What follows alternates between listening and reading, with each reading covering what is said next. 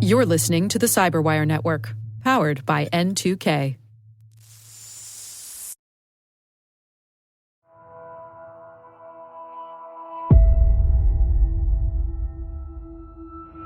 This week on Only Malware in the Building. Make it sound like you're narrating a Ken Burns documentary. It's not that serious, my friend.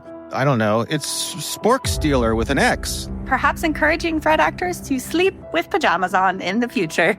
Really take stock and think whether or not this is worth the effort. I like to think the request was submitted in emoji. That was an Apple IIc, for that matter, for those of you who want to know that. Okay. Yes, that is a distinction without a difference. Dave, what are your dips today?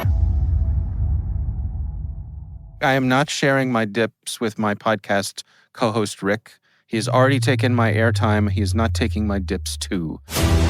In a world where the cyber good guys have finally had enough. This summer, only malware in the building. This is going to be money well spent, trust me.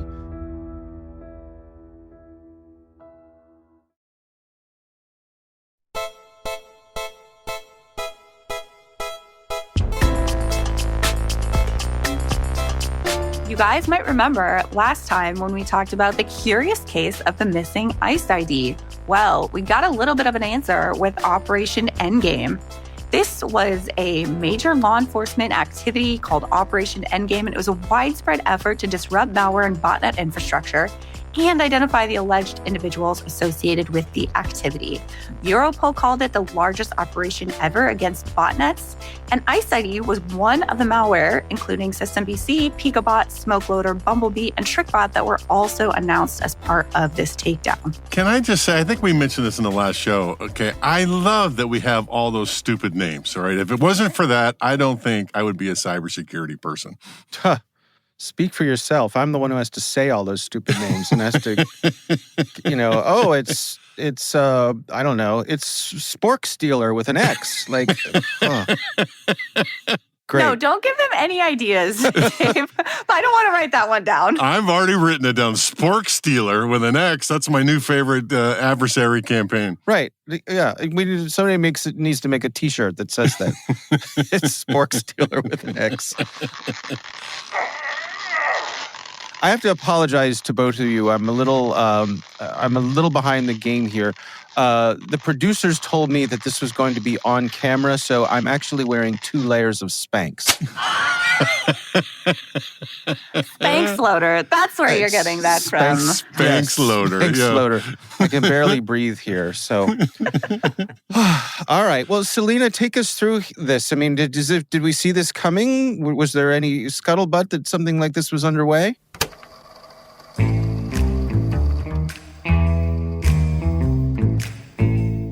So I think it was kept pretty closely under wraps. Obviously, this was a large private-public partnership success. So there were, of course, some private organizations involved, as well as a lot of various global law enforcement. And so it was really cool to see this coordinated effort. And you mentioned, all these silly malware names. Well, I have to say, part of Operation Endgame was releasing Hollywood-style videos on all of the malware and the suspected usernames of folks behind it. It's almost as if Ryan Reynolds directed a malware disruption. It's fantastic. They're really leaning in to the trolling of threat actors. I have a whole image of Ryan Reynolds trolling a bunch of malware-producing criminals. Okay, that is right up my alley. Oh, It's fantastic. They have these great videos. Some are in 8-bit, others are cartoons. It's just very, very fun. I want to know how the people who got those made went to their bosses and got the budgets approved. Like in the federal government, no, seriously, this is going to be money well spent. Trust me. No, hear me out. I like to think the request was submitted in emoji. Oh, I like that. So. I like that. Yes. Yeah. I mean, it's interesting to think about how law enforcement was able to get the drop on these folks, kind of to listen in on their things Selena, did you know that Rick is actually an old signals intelligence officer? Damn straight I am. I didn't know that. And by old, I mean his first job was tapping out Morse code for the Transcontinental Railroad. And I am still waiting for an answer back on that first message, Dave. Well, I do think that this was a awesome and fantastic effort by a lot of the folks that were involved in law enforcement. I know that we've, seen takedowns before, right? Where it's like, oh, we're taking down Emotet, we're taking down Qbot, but they don't have necessarily multiple legs in this chair, right? So with Operation Endgame, you had people that were also arrested as part of it and identified as part of these disruptions. So when you have, the infrastructure taken down, as well as the people behind it potentially impacted, you have a little bit more sort of reach and success. And what is absolutely fantastic is this Operation Endgame really cuts off ransomware operators at the knees, right? This is the entire ecosystem supporting the ransomware, not just the ransomware actors themselves.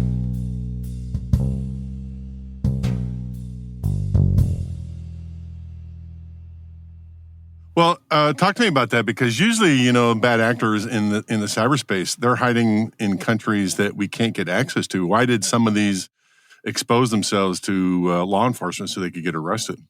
Well, I have to say, the Ukraine cyber police tweeted some photos of the arrests that they had made in Ukraine, as well as some reporting coming up out of other places. But that's part of it, right? So Ukraine was very much involved in and part of this disruption. And I have to say, some of the images might not be safe for work. Wait, what's that URL again? Let me go right there.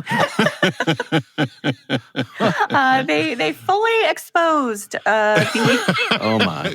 Oh wow! a potential person that was allegedly involved in this in the Operation Endgame. Yeah. In their trolling expedition. Okay, I love it. I mean, a lot of times these Eastern European, Russian gangsters, the part of the crime is their choice in outfits, the fashion that they just love their animal prints, don't they? Oh my gosh, yes, the cheetah print. Right. Yes, there's that famous photo by one notable Russian cyber criminal threat actor that was in his cheetah print, holding his cat also. Right. I think it was like a very unique cat, and they matched. Yes. Right. It was like a lynx or something, like he borrowed from the zoo. Yeah, but the one you're talking about, Selena, no cheetah print here. This was in his birthday suit, if that's what I understand you're saying. Yeah. Perhaps encouraging threat actors to sleep with pajamas on in the future. That is adding insult to injury, right? Definitely. Well, we've seen this idea of trolling cyber criminals. We saw it certainly with Operation Endgame, but there's a fantastic write-up in Wired that hopefully we can link to in the show notes about how Western law enforcement have just kind of turned to these psychological measures, just messing with the threat actors, right? It's not just enough to knock down their infrastructure and have a press conference, but a good example of this is the Lockbit disruption, with the UK's NCA really leading the campaign to sort of troll them and write on their own link site like, haha, we got you. And then there was a lot of sort of back and forth and a lot of talk on social media that had a lot of this trolling, joking, kind of poking fun behavior, which is, I feel like we're moving in the right direction here.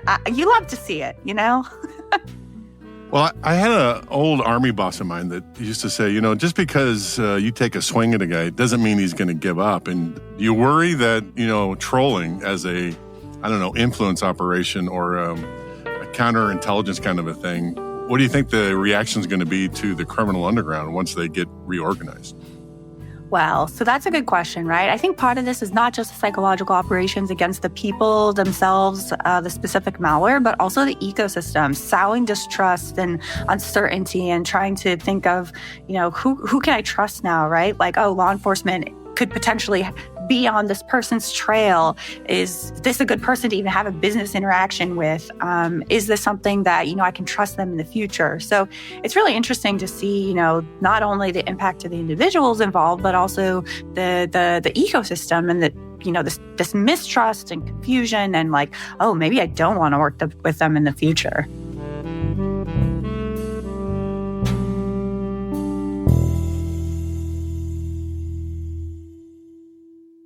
this is an uptick, right? This is a change in direction for law enforcement. It wasn't too long ago that official law enforcement like the FBI, only thought they could get after these folks by, arresting them and putting them on trial. But it seems like in the last couple of years, they've decided that it's okay to unleash the hounds, as they say, right? And do all kinds of vectors of disrupting this kind of activity. Trolling is one of them, but offensive operations and other kinds of things, right?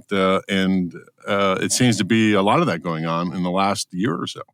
I do think it's exciting to see more activity like that. You mentioned Unleash the Hounds. I like to think it's unleashing the millennials and Gen Z. That's a scary thought. Oh, no. Well, so much for us, Rick. They're coming for us next, Dave, is what they're doing. Yeah. Malware and Rick both have one thing in common. They love to come back just when you think you've gotten rid of them for good. I made the mistake of driving Rick to the Apple store last week. Oh, and we were asked to leave after he kept badgering the poor woman at the Genius Bar to sell him headphones for his Walkman. I don't know why they don't have those. Why don't they have those? No, sir, we do not have floppy disks for your Apple II Plus. Okay, Grandpa, that's down at Radio Shack. That was an Apple IIc for that matter, for those of you who want to know that. Okay, all right. Jeez. Yes, there's the distinction without a difference. So, Selena, where do you think we're headed here then? I mean, we're seeing all of this swagger from law enforcement. Does it feel like it's making a dent, or are there any... We used to talk about whack-a-mole, and how these organizations would just pop up. But are there lasting after effects here? Definitely. So I like using swagger to describe this. #swag. You love to see it. It's really great because, the loaders and the botnets that they went after were responsible for really high volume activity and stuff that could lead to ransomware. So all of these malwares, so we mentioned ICE-ID and its sort of evolution into Latrodectus, which, that's also we haven't seen in a bit. ICE-ID was the one that was mentioned in terms of the takedown, but System BC is another one that is used in a lot of different ransomware attacks. Picabot, SmokeLoader, Bumblebee, these are all malware that initial access brokers rely on for the distribution of malware. And if that's cut off, that access is cut off, they are going to have to spend time retooling, figuring out what's next, figuring out, okay, what's a more reliable malware distribution? Is this even something that I want to keep doing? Because it seems like it's so frustrating when, this infrastructure gets taken down. So I do think it's going to have these sort of follow-on impacts to the various threat actors that we're tracking. And it's exciting because, this just happened at the end of May, and we're all waiting to see, okay, what's next? So what is the next big thing? And I think that even if it's just a prolonged disruption, and we will see the threat actors, rear their ugly heads again with something new and different. This time helps defenders. It helps us as threat researchers. It will give us a lot of intelligence to better understand the threat actors and where they're coming next. So overall, this is a win. I do think the fight never ends, though. I mean, you talk about playing whack-a-mole. It is a little bit because they will always come back with something new, and we'll just have to be ready for them.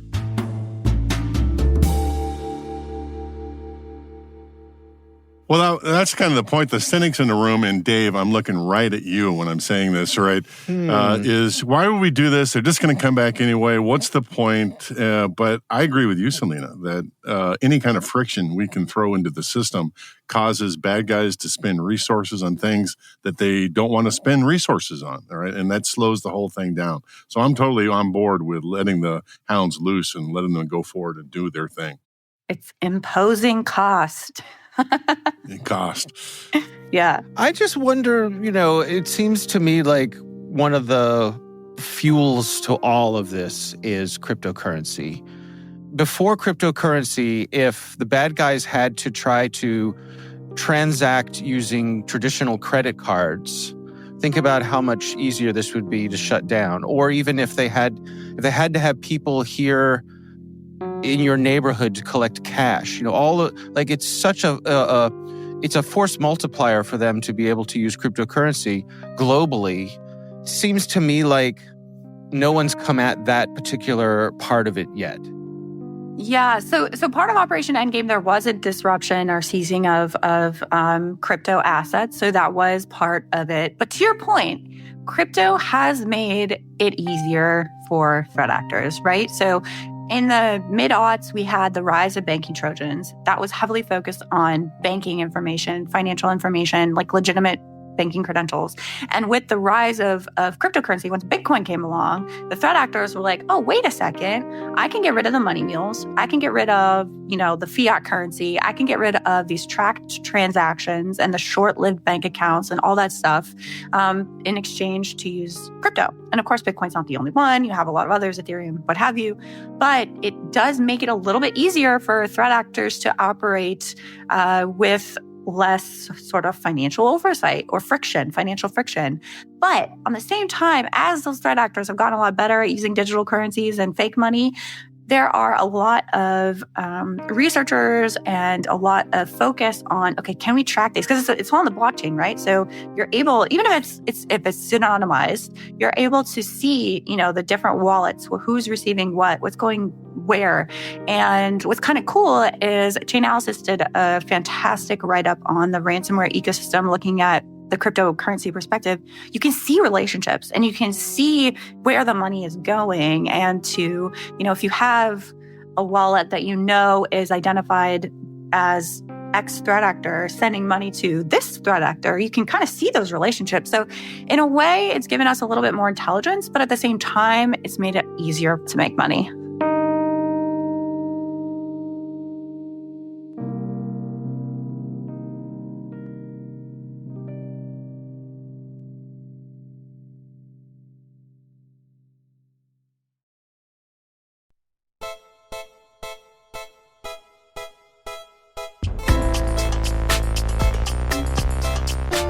You mentioned the Wired story. One of their journalists, Andy Greenberg, published a book last year called Tracers in the Dark that talks about the researchers' breakthrough of being able to track down Bitcoin and who's behind the Bitcoin transactions. And if you had any illusions that somehow Bitcoin was anonymous, you should wipe those out right now. The good guys can track you down now. And Chainalysis is the company that one of the companies that are providing those tools in the cyber criminal space now. So it's really amazing that we figured that out at this point. Especially what did they call them? Tumblers, right? Where they would they take a bunch of different cryptocurrency and, I imagine it either going into like a blender or a washing machine, it all just getting spun and mixed together. But to Rick's point, I mean, even that, it seems as though law enforcement has a window into that, and they're clever enough to be able to follow those breadcrumbs. I think I realized that cryptocurrency was mainstream, like super mainstream enough when I was watching one of my favorite British murder mysteries. And Go on. There was Death in Paradise, and there was a plot line about a guy who was stealing electricity to mine cryptocurrency getting murdered. Here's an exclusive sneak peek of an all-new motion picture event. What's this? It's a crypto mining rig. Beautiful, isn't she? What does it do? What it says on the tin. It mines cryptocurrency. Like Bitcoin? Or in this case, Thallium. I was like, we have fully achieved widespread awareness about crypto when this is a plot point on this British mystery show. Mm-hmm. I will know it has reached critical mass when I can use Bitcoin at the place where I purchase my delicious dips. Dave, what are your dips today? I am not sharing my dips with my podcast co-host, Rick. He has already taken my airtime. He is not taking my dips too. Rick can have some of my snacks when he starts bringing jokes that are as fresh as my dips. Until then, no dips for you. Oh. Only Dave's dips. Okay. Only Dave gets those dips. So what's next, Selena? I mean, where are we expecting here? Is this the first of many more to come? Or we often use these metaphors like, cyber Pearl Harbors and cyber 9/11s and those sorts of things. So if we turn those metaphors on the good guys coming after the bad guys, what's the big one look like? Is it possible to have such a big hit that it makes all of the bad guys really take stock and think whether or not this is worth the effort? Jeez, Dave, listen to you. You make it sound like you're narrating a Ken Burns documentary. It's not that serious, my friend. Yeah, we should get Ken Burns on this podcast to narrate the cyber war. Yes, coming to PBS in 2025. So if we're talking about metaphors, Operation Endgame, that was like the Avengers Endgame. That was the final big finale. Thanos snap. Everyone comes together to defeat the baddies. Oh, that's the movie with all the superheroes, right? Yes, it absolutely is. I think my kids told me about that. All right, well, you may not be familiar with the Avengers, Dave, but when you said Endgame, I thought you were talking about chess. That too. I mean, it could be a lot of different metaphors. I guarantee you that somebody in the FBI is totally a fan of the Avengers movies, right? And that is the reason it's called Endgame. Well, there is a chess favicon on the Operation Endgame website, and the logo... Are you saying I'm wrong, Selena? Is that what you're saying? I'm saying I don't know. Is there a picture of Thanos on the website, or is it just the chess metaphor? Okay. The videos look like there's superheroes involved. Okay, that's all I'm saying. All right, fair enough. We'll just say, let's all agree that it's ambiguous. Well, I mean, either way, it was a big win. And I do think that hopefully this is kind of what the gold standard moving forward, right? Like if we're going to combat these guys, it needs to be a concerted effort with global law enforcement, public-private partnerships, making fun of them. That's my favorite part. And, I think we'll see what happens. I think it'll take a few months for the threat landscape to kind of really return or fluctuate a little bit as we kind of get the heartbeat of consistent activity back for some of the actors whose botnets or operations may have been disrupted. But I think this is exciting. I don't really think there's going to be a true Thanos snap for all crime everywhere. If so, that would be amazing. But then I also wouldn't have a job. So that's a good point. We all would be out of jobs if we did the Thanos snap.